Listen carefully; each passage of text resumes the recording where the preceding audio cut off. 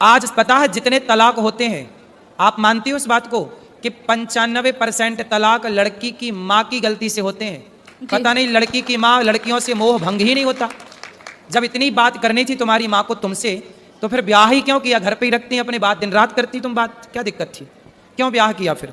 रुको बेटा रुको, तुम लियो। इसका मतलब ये हुआ, आप मानती हो उस बात को कि बहुत सारी माताओं की गलती से, माँ की गलती से बेटियों का तलाक हो जाता है? जी। आप मानती हो? हाँ। उसमें से एक आप भी हो। आपकी जो माँ है ना, माँ कैसी होनी चाहिए? अरे माँ ऐसी होनी चाहिए कि पति पत्नी में लड़ाई हो तो माँ कहे कि बेटा ये तो सबके घर होती है, इस धरती पे ऐसा कौन पति पत्नी है जिसमें कभी लड़ाई झगड़ा ना हुआ हो? जी। सबके होता है। इसका मतलब ये थोड़ी कि माँ तुमको बोला आजा बेटा मैं देखती हूँ दामाद को मैं पिटवाऊंगी।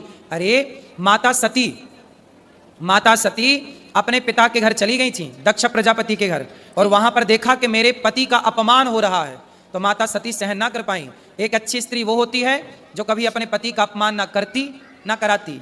वो कैसी पत्नी जो अपने पति को अपने पिता और अपने चाचा से पिटवाए? तुम्हारे पिता बिल्कुल धर्म का ज्ञान नहीं रखते क्या? अनपढ़ है क्या?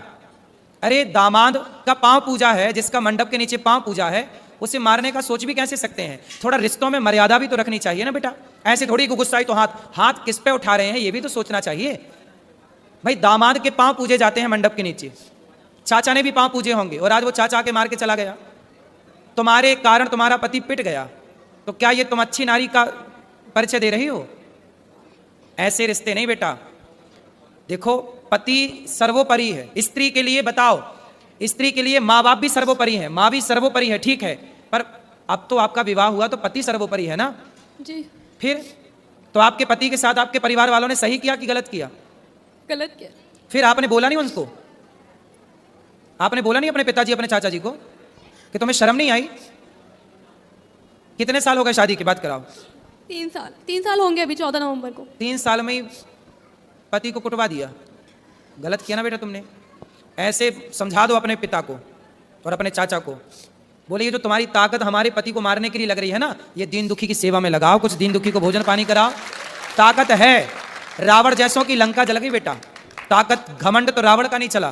तो बोल देना अपने चाचा को और अपने पिता को, जी गुरुजी, है ना, कि मेरे पति को सुनो, आपका धर्म है कि आपको पति की तरफ खड़े होकर बोलना चाहिए, चाचा मेरे पति की तरफ आंख उठा के मत देख लेना, ये आपका धर्म कहता है। ठीक है। ठीक है, तो आप किसके साथ हो? माँ के पक्ष के पति के साथ? इनके साथ। तो पति आपके शराब पीते हैं? नहीं। गलत है?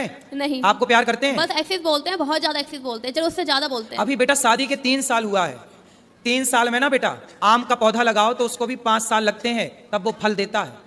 क्यों जी? आम का पेड़ कितने साल में फल देता है? 5 साल में। बेटा भी तुम्हारी शादी के 3 साल हुए हैं,